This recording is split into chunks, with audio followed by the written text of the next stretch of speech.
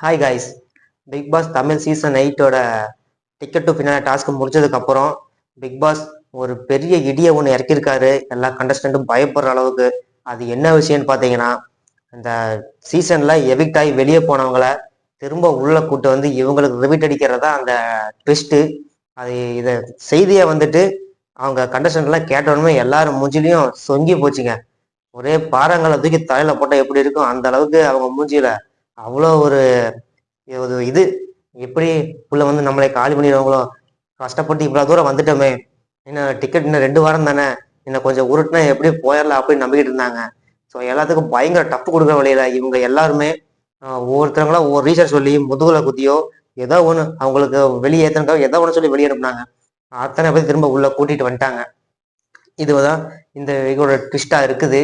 இதுல வந்துட்டு big pass announce பண்ண மாதிரி ரயானுக்கு வந்துட்டு இந்த வீக் எதை பற்றியும் கவலைப்பட வேண்டியதில்லை. ஏன்னா அவர் டிக்கெட் டு பின்னாலே வின் பண்ணிட்டாரு. ஸோ அவருக்கு மற்ற எல்லாருமே இதில் நாமினேஷன் லிஸ்ட்டில் இருக்காங்க அப்படிங்கிற விஷயத்த சொன்னாங்க. ஸோ இன்னைக்கு லாஸ்ட்டாக நடந்த டாஸ்க் வந்துட்டு அந்த க்ரோசரி டாஸ்க் கொடுத்தாங்க. ஸோ அதை ஏதோ ஒரு மணி பண்ணி முடிச்சாங்க. இருந்தாலும் அவங்களுக்கு பாயிண்ட்ஸ் கம்மியாக இருக்கு, ஸோ பர்ச்சேஸ் பண்ணுறதுக்கு பத்தாதுன்னு சொல்லிட்டு பிக் பாஸ் பாவம் பார்த்து சரி பொழைச்சி போங்க அப்படின்ட்டு இன்னும் எக்ஸ்ட்ரா சான்ஸ் கொடுத்தாரு. அதை வச்சு ஏதோ சமாளிச்சுக்கிட்டாங்க. ஓகே, அதோட முடிஞ்சு போச்சு. அதுக்கப்புறம் பழைய கண்டஸ்டன்ட்லாம் உள்ள வரவங்க அவங்களுக்கெல்லாம் என்ன மாதிரி நீங்க ரோஸ்ட் கொடுக்குறீங்க அப்படின்னு கேட்டதும் ஒவ்வொருத்தரும் ஜாலியாக உட்காந்து ஒவ்வொருத்தரும் கமெண்ட் கொடுத்துருந்தானுங்க. கண்டிப்பா அதை எல்லாரும் வெளியே இருந்து பார்த்துப்பாங்க. பார்த்துட்டு உள்ள வந்தோடனே இவங்க மூஞ்சி புஷ்ஷுன்னு போச்சு.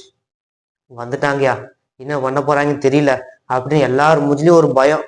சுனிதா உள்ள வரும்போது எல்லாரும் மூஞ்சியெல்லாம் சொங்கி போச்சுங்க. அவர் வந்தோன்னு அடிச்சதுதான் ஒவ்வொருத்தவங்களையும் கிளின்னு கிழிச்சாங்க. ஜாக்லின் பத்தி சே. அதுக்கப்புறம் ராணா உள்ள வந்தாரு. சாரி, அர்ணவ். அர்ணவ் உள்ள வந்தோடனே ஃபர்ஸ்ட் ஜெஃப்ரி எங்கன்னு கேட்டாரு. ஜெஃப்ரி தான் ஆல்ரெடி வெளியே போயிட்டாரு. உடனே கூட இருந்த கண்டஸ்டன்ஸ் எல்லாம் நீங்க எல்லாம் வெளியே பார்த்து தானே வந்திருப்பீங்க, திரும்ப உள்ள வந்து அதே கேட்குறீங்க. அது நான் பார்ப்பேன், அது ஏன் இஷ்டம், ஏதோ பேசியிருப்பாரு போல. ரோமோல தூக்கி காட்டினாங்க. ஜாக்லின் கேட்டப்போ ஆச்சு வாய்மூடு ஏதோ சொல்லி மழுப்பிட்டாரு ஆர்னவ். ஸோ பெரிய ஒரு ஃபைட் இருக்கு எதிர்பார்க்கலாம். ஸோ எல்லாத்துக்கும் அந்த ஆர்னவ் வெளியே அனுப்பினாலும் ஒரு அவர் மேல ஒரு ஒரு இது இருந்திருக்கும்.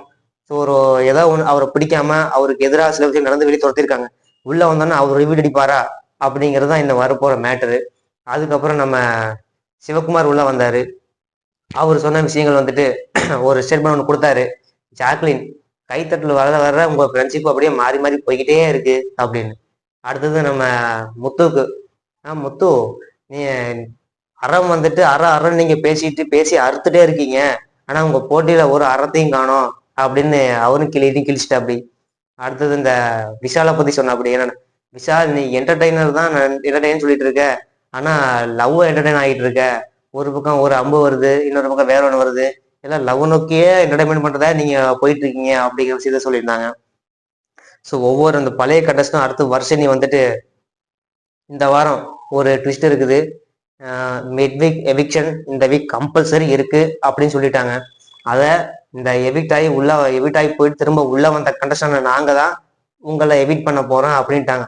உடனே எல்லாரும் மூஞ்சி ஓரளவுக்கு ஆல்ரெடி 0 ஹவர்ஸ் பல்மா இருந்தது, அது அப்படியே அமர்ந்து போச்சுங்க. அந்த அளவுக்கு எல்லாம் மூஞ்சிலையும் ஒரு சோகம். ஆனா ரயான் மட்டும் சிரிச்சுட்டு இருப்பாரு, கோழி குஞ்சு தலையன். ஏன்னா அவர் டிக்கெட் டு ஃபினாலே வின் பண்ணிட்டாரு. ஸோ மற்ற கண்டஸ்டன்ட்டுக்கு கண்டிப்பாக ஒரு பெரிய இடியாவது அமையும். பிக் பாஸ் சொன்னது அப்படித்தான், நீங்க இது வரைக்கும் வந்துட்டீங்க. ஒரு நல்ல ஸ்பீச் ஒன்று கொடுத்தாரு அவரு. நீங்க இவ்வளவு வரைக்கும் வந்துட்டீங்க, இனிமே நீங்க விளையாட போற முடிஞ்சு போச்சு. இனிமே மக்கள்கிட்ட நீங்க எப்படி காட்டிக்கிறீங்க, இன்னும் அதை தான் அவங்க மனசை எப்படி கவர போறீங்க அப்படிங்கிறதான்.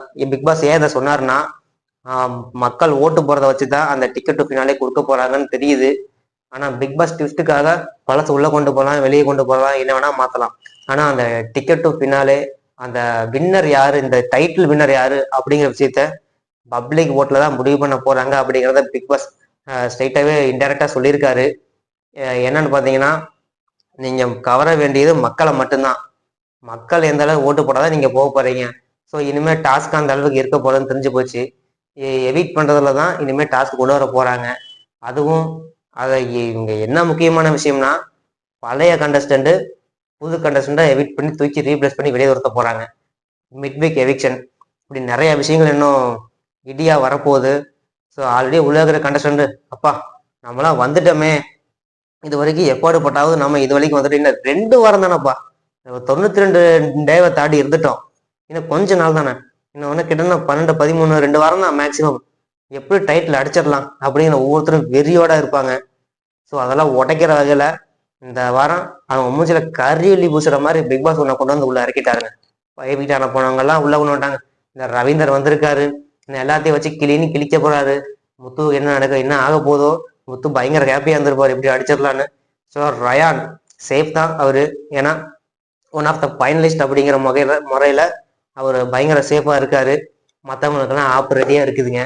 அதுல யார் இருக்க போறாங்க, வெளியே போக போறாங்க அப்படின்னு. இன்னொரு முக்கியமான விஷயத்துல பேசப்படுது என்னன்னா பிஆர் டீம். இந்த இந்த வீக் எவிக்ஷன் முடிஞ்ச உடனே பிக் பாஸ் சொன்ன விஷயம், பிஆர் டீம் யார் யாரு நீங்க வச்சிருக்காங்கன்னு ஃபீல் பண்றீங்க அப்படிங்கிற விஷயத்த எல்லாரும் ஷேர் பண்ண சொல்லியிருந்தாங்க. அதுல பேசின எல்லாரும் மேக்சிமம் கொடுத்தது சௌந்தர்யாக்கு தான். சௌந்தர்யா இங்க பெருசா எதுவுமே பண்ணல, வெளியே பிஆர் டீம் செட் பண்ணி அது மூலமாவே நீங்க பப்ளிசிட்டி தேடிட்டு இருக்கீங்க அப்படிங்கிற மாதிரி சொல்லியிருந்தாங்க ஸ்ட்ராங்கா. ஒரு சிலர் முத்து கொடுத்தாங்க, அருணுக்கு, ஜாக்லினுக்கு. இது சில பேர் இங்க சோசியல் மீடியால பயங்கர ஃபேன் பேஸ் வச்சிருக்கீங்க, அந்த ஃபேன் பேஸ் உங்களுக்கு பண்றாங்களா இல்ல பிஆர் பண்றாங்களா இந்த பப்ளிசிட்டிய, அது கொஞ்சம் டவுட்டா இருக்கு அப்படிங்கிற மாதிரி சொன்னாங்க. ஏன்னா அதை பாக்குற நமக்கே டவுட்டா தான் தெரியுது. ஒரு சிலருக்கு அவங்களாம் நல்ல பிரபலமா தான் இருக்காங்க, ஃபேன் பேஸ் கண்டிப்பா நிறைய இருக்கும். உதாரணத்துக்கு நம்ம ஜாக்லின் சொல்றோம், அவங்களுக்கு ஃபேன் பேஸ் கண்டிப்பா இருக்குது. ஸோ அவங்க வெளியே பேசுறத ஃபேன் பேஸ் அவங்க ப்ரொமோட் பண்ணி தூக்கிட்டு போறாங்களா, காட்டுறாங்களா, இல்ல அவங்க ஆள் செட் பண்ணி வச்சு பிஆர் டீமை வச்சு எதுவும் பண்றாங்களா அப்படிங்கிறத எக்ஸாக்டா கண்டுபிடிக்க முடியாத அளவுக்கு தான் இருக்குது. ஏன்னா அவங்களும் நல்ல ஃபேமஸான ஆள் தான், டிவி சீரியல்லாம் வந்து டிவி ஆக்டர் தான், விஜய் டிவி ஆக்டர். அதே மாதிரி ஜாக்லினுக்கு இருக்கு. அருண் விஜய் டிவிலேயே பெஸ்ட் ஆக்டருங்கிற அவார்ட்லாம் வாங்கியிருக்காரு. ஸோ அந்த வகையில பார்க்கும்போது அவருக்கும் ஃபேன் பஸ் கண்டிப்பா இருக்கும். சில விஷயம்னா அருண் சிலர் நெகட்டிவ் சொன்னாலுமே அவருக்கு அந்த இது அவரோட வெளியே பாசிட்டிவ் இதை கொண்டு வரக்கும், அவரை ஏன் இப்படி பண்ணாங்கன்னு கேள்வி கேட்கறதுக்கும் ஒரு ஃபேன் பஸ் வச்சிருக்காங்க.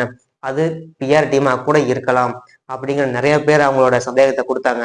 இதை பார்க்குற நமக்குமே அப்படிதான் தெரியுது, ஏன்னா அவருக்கு ஃபேன் பஸ் இருக்கிறது மட்டும் தெளிவா தெரியும். ஸோ என்னன்னா இந்த வீக் வந்துட்டு மிட் வீக் எவிக்ஷனு, wild card, knock out, so அந்த மாதிரி நிறைய விஷயம் இருக்குது. ஸோ இந்த வீக் வந்துட்டு ரொம்ப பயங்கரமா போகும்.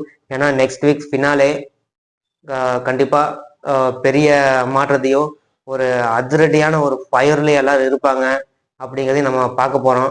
நம்ம தொடர்ந்து நம்ம சேனலை வாட்ச் பண்ணுங்க. இன்னும் பல தகவல்களை நாங்கள் கெஸ்ஸிங் இது வரைக்கும் நாங்கள் கெஸ் பண்ணி சொன்னதும் கிட்டத்தட்ட அக்யூரேட்டாக தான் இருந்திருக்குது. இனிமேலும் வரக்கூடியதை இதை விட சூப்பராகவும் நான் உங்களுக்கு எடுத்து சொல்ல இருக்கோம். நீங்கள் தொடர்ந்து நம்ம சேனலை